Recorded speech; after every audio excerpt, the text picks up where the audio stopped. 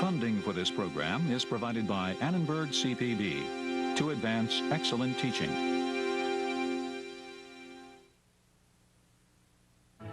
The American frontier in the late 19th century, is it part of Jefferson's empire of liberty or something else?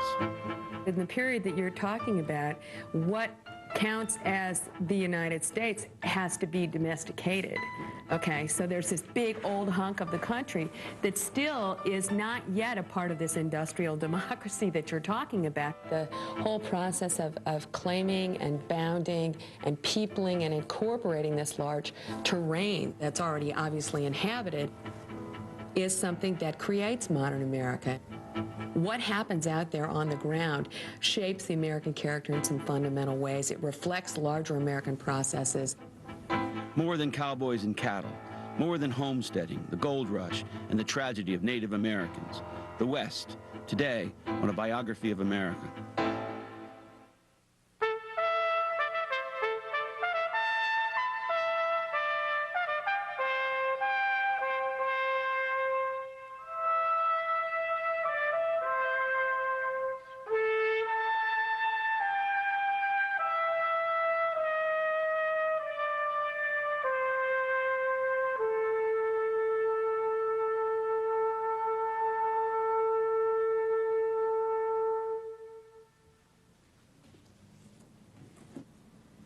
The United States Constitution tells us that our government is supposed to establish justice and to promote the general welfare.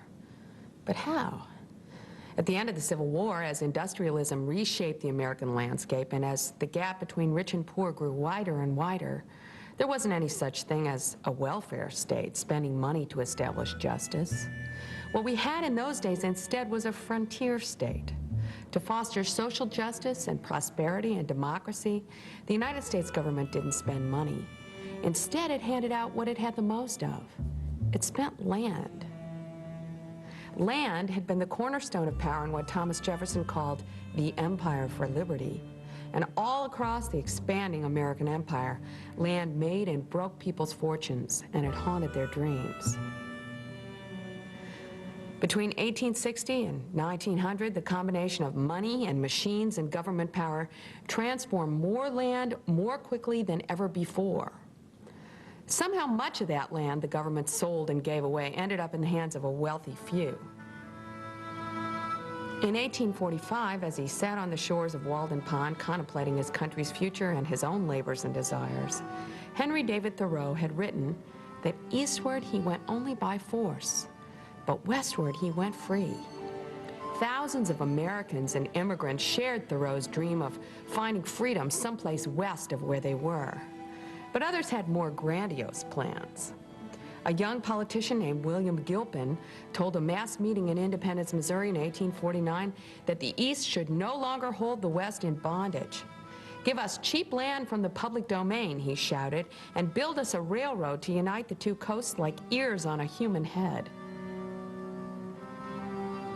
It wasn't a very poetic image, especially coming from a man who'd been educated in England. Gilpin knew his audience loved bluster, and they didn't expect poetry. And he certainly didn't have to spout poetry to stir up excitement about the Transcontinental Railroad. The federal government even bankrolled a huge survey that identifies 7 potential routes.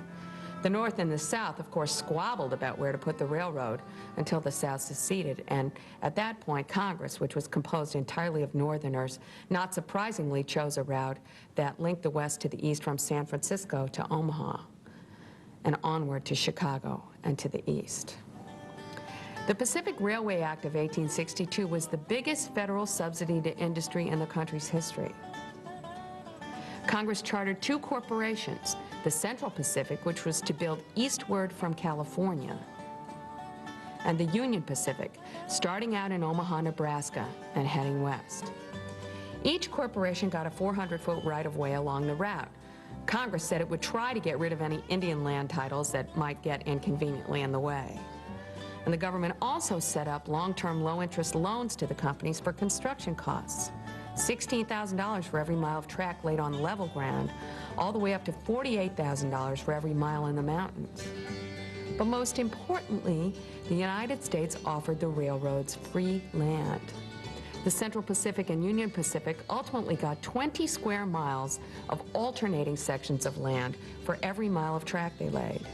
And in time, country that had once rolled and risen according to natural processes and boundaries began to take on the look of a checkerboard. And that's a view familiar to anybody today who's ever flown in an airplane. The profit potential was huge, but then again, so were the risks. These were the biggest engineering projects the country had ever undertaken. Big bucks meant big chances for corruption, and the corruption extended pretty far up. Businessmen like the Central Pacific's Collis Huntington said he wasn't necessarily happy having to bribe politicians, but then Huntington said, if you have to pay money to have the right thing done, it is only just and fair to do it. Cronies of President Grant, including the vice president, along with railroad insiders, held stock in a company called the Credit Mobilier. It was a privately held construction company with a fancy name and a sneaky agenda. By charging enormous rates for the work it did for the Union Pacific Railroad, the Credit Mobilier bled the capital out of the publicly traded Union Pacific, and it made a fortune for its own investors. But with all this wheeling and dealing, still somebody had to grade the roadbeds and lay the tracks. And this was horribly hard work, especially in the Sierra Nevada, where chipping through granite meant that a bad day's work might yield no more than 3 inches of progress. And it was dangerous, too. Across the Great Plains and on up onto the Continental Divide, Indians sometimes attacked construction parties. They tore up the rails and burned the telegraph poles that went alongside the tracks that they called the Iron Snake. Well, who better for such back-breaking, terrifying railroad work than African Americans and immigrants? The Union Pacific hired mostly Irish and black workers who were eager for the jobs, despite the horribly low wages. Labor was scarce in California, and the men who ran the Central Pacific didn't really know what they'd do until somebody remembered that Chinese laborers had built the Great Wall. Test projects using crews of 50 Chinese workers were such dazzling successes that the Central Pacific recruited some 10,000 Chinese men. They came to the United States hoping to work and save enough to return to China with a pile of money. But all too often, poverty or death got in the way of going home. The railroads brought Reconstruction America, with all of its race and class and gender tensions, to new places in new ways. Hell-on-wheels railroad towns like Ogallala, Nebraska and Laramie, Wyoming were notorious for vice and violence. They used to say that whiskey ran in the streets, and crimes like garroting were punished by lynch mobs who didn't wait for the accused to be brought to trial.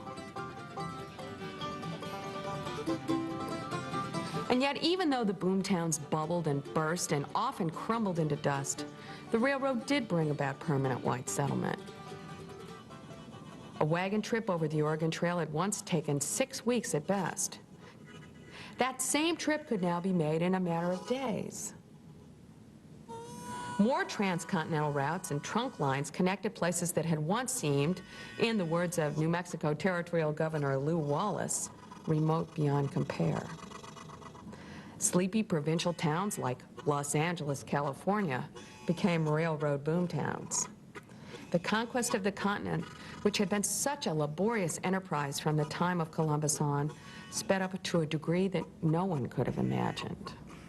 The raw riches of the West, thousands of tons of ores from the mines, and cattle by the millions, could now flow east to be processed and consumed.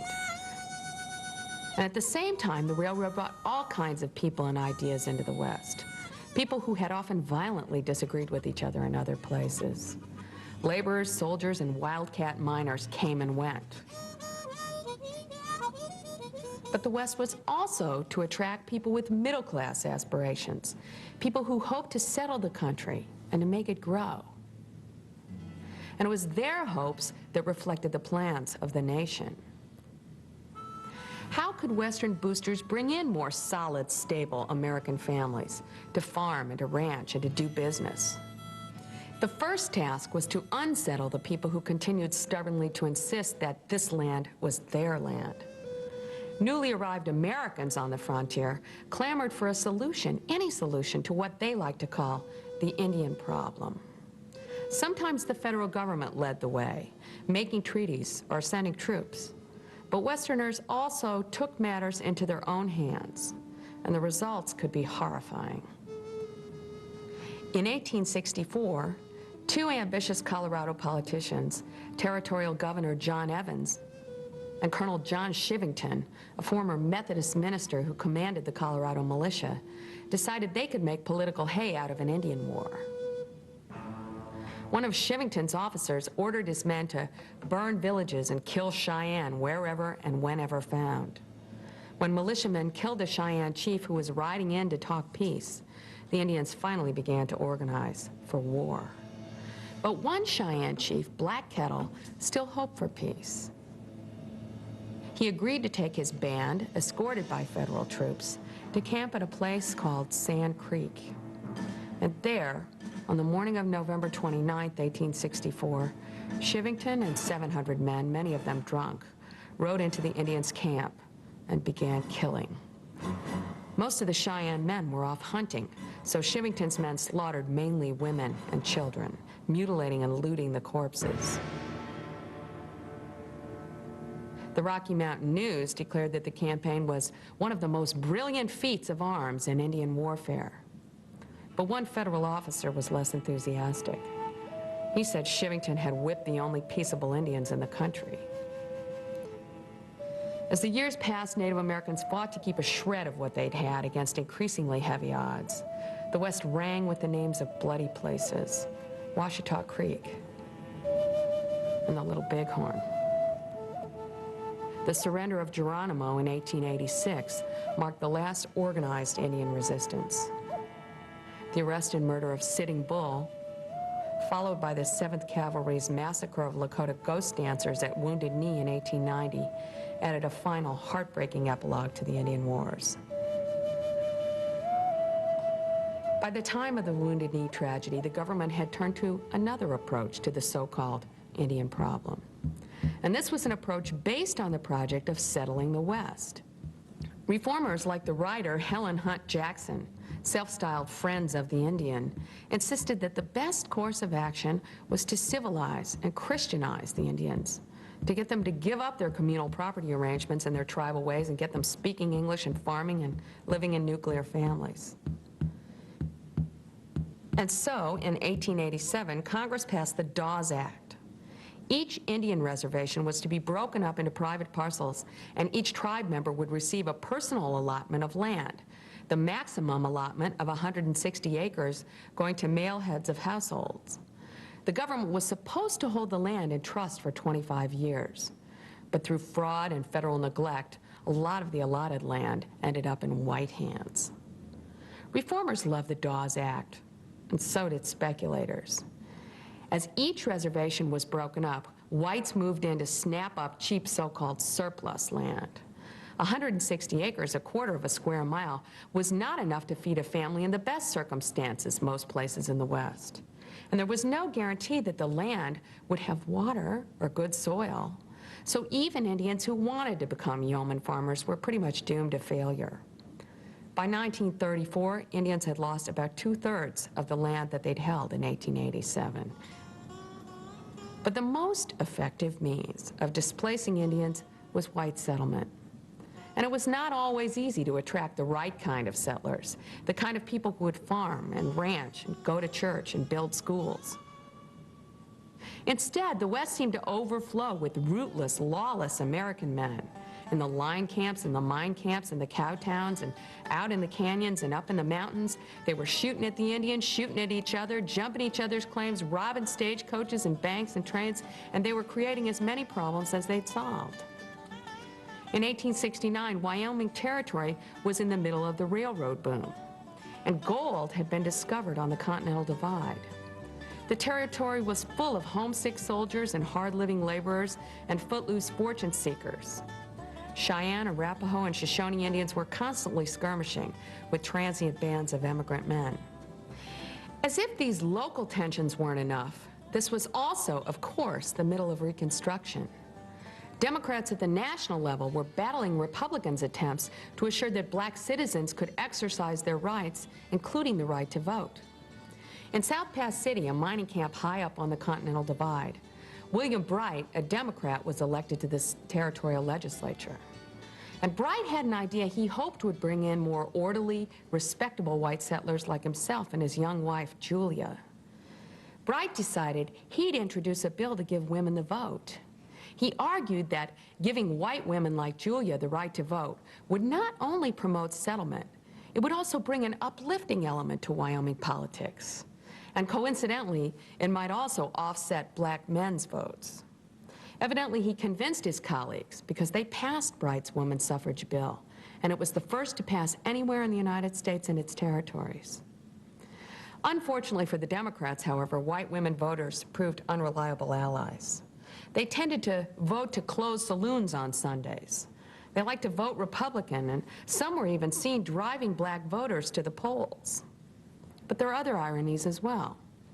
By 1871, William and Julia Bright had left Wyoming, along with nearly all the other families who'd seen the gold boom bust at South Pass. Evidently, the very people who supposedly embodied settlement had a tendency to be rootless and restless. And after only 2 years' experiment, the Democratic-controlled legislature voted to repeal women's suffrage. Fortunately for the women of Wyoming and perhaps the women of America, the Republican governor vetoed the bill. But the irony remained. When Wyoming came into the Union in 1890 as the first state to enfranchise women, as the equality state, it did so not because the frontier promoted liberty, but because of the complicated politics of the American empire. But still, that dream of freedom persisted, and it depended on getting land. In 1862, Congress had passed the law that embodied more than any other piece of legislation in American history the Jeffersonian vision of America, the Homestead Act. For a small registration fee, any head of household could get 160 acres of the public domain. If he, or for that matter she, managed to live on that land for 5 years and make basic improvements, the land would be free.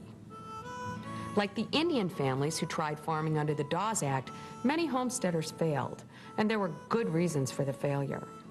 Most of the West was too dry for small farms to make it. And just buying a plow and digging a well and putting up a fence and purchasing seed, that could cost just as much as $1,000. Moreover, machines like the McCormick reaper were revolutionizing farming, making it not only possible but virtually mandatory for farmers to plow and plant and harvest more acres. In the 1870s, hope and debt expanded. The farmers planted more. Ranchers brought in more stock. But the farming and ranching bonanzas couldn't last. Drought years became more and more common. Grasshopper plagues and blizzards raged. Crops withered in the field. Cattle died of thirst. The furious winters of 1886 and 1887 produced stories of disasters across cow country, of ranchers going out to check their herds and finding their cattle by the hundreds piled up against barbed wire fences, their ribs standing out, frozen to death. The Western writer J. Frank Dobie put it this way. He said that a whole generation of cowmen were dead broke. And farmers had it just as bad. The summers after those winters, droughts and locusts took what the ice storms had left behind. Foreign competition drove wheat prices down and down. Bankrupt farmers loaded up their household goods and they gave up. In God we trusted, read the sign on a wagon headed east. But in Kansas we busted. As the century neared an end, the Empire for Liberty was in trouble. The world was headed for a system of independent, specialized producers. And just as meatpacking had become the domain of large corporations, so would the growing and processing of those amber waves of grain. And what about those farm families chasing Jefferson's dream? Well, they found themselves dependent not only on whether they could turn their hopes to dust in a matter of weeks, but also on the banks that extended loans for the machines and the seeds. And they were dependent on the railroads that shipped the goods. Thoreau had not been happy as he stood watching the construction of a rail line that would, he was afraid, destroy the refuge he sought at Walden. We do not ride on the railroad, Thoreau wrote. It rides upon us. Farmers were squeezed by the government's tight money policies, which kept farmers cash poor. They grew more and watched the prices for their produce fall as they tried to pay their debts with dollars that were worth more than the ones that they borrowed only months before. And the railroads, with the complicity of state legislatures who were very easily bought, charged high rates to carry their crops to the market, as high as the traffic would bear. These problems finally pushed farmers to organize. As early as 1867, the patrons of husbandry, or grange, had protested against the banks and the railroads and had urged farmers to cooperate, to buy less and produce more. By the late 1880s, farmers' alliances, first organized in the southern cotton belt, but soon they were appearing across the prairies and plains, began to attract thousands of members. They demanded state ownership of the railroads. They wanted a graduated income tax and more money in circulation in the form of the free and unlimited coinage of silver, or free silver. Alliance men also ran for political office, and surprisingly often they won.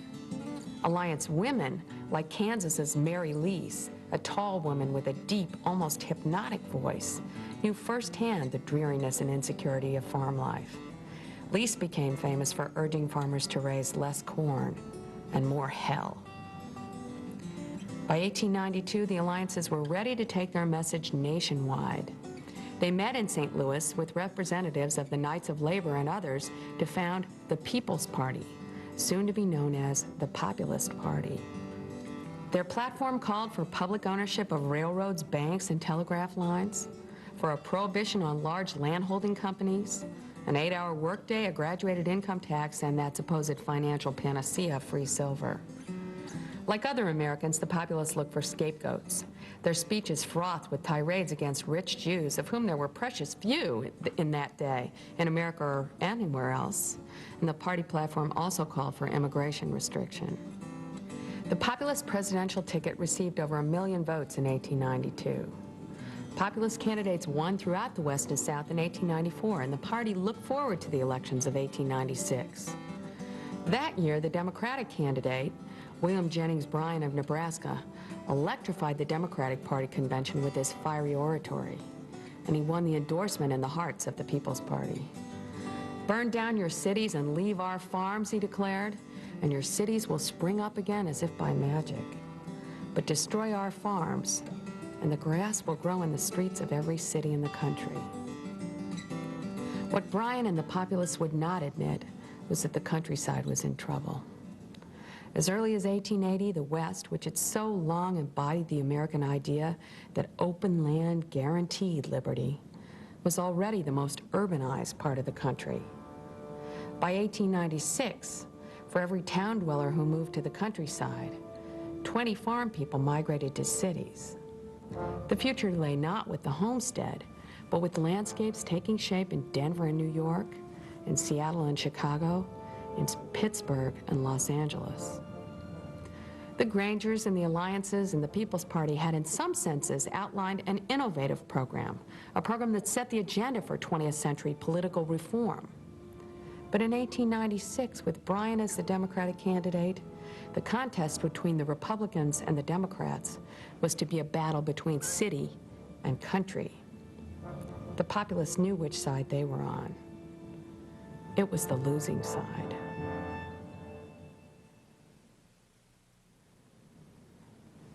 The West existed as much in people's imaginations as in their experiences, and depictions of the frontier served a critical role in helping to shape a vision of American national destiny. One of the most important images was "Westward the Course of Empire Takes Its Way" by Emanuel Leutze. Leutze in this scene depicts a train of immigrants who have finally reached the promised land, that point at the Sierra Nevada where they are looking across and they can see the Pacific slope ahead of them. In the image, an eagle unfurls the title banner. At the bottom, he included medallion portraits of William Clark and Daniel Boone, two heroic figures in the early discovery and settlement of the West. There's almost no allusion to the Indians here, but it was the Indians and Indian troubles, so to speak, that this train of immigrants had survived in coming across. Indeed, the only Indians anywhere in this picture are buried here at the very top, along the sides of the banner that is being unfurled, as if it is knocking them out of the picture itself. This was an oil study that Leutze did before executing the mural for the United States Capitol. And in executing the mural, he made a significant compositional change. Here, in the train of immigrants, he included the figure of a black man leading an Irish immigrant woman and child. The threesome appear almost as a holy family and revisit the theme of Madonna and child. For Leutze, the story of the expansion into the West was to be an inclusive story, a story that incorporated all elements of American society into the possibilities of reaching this promised land on the Western Shore.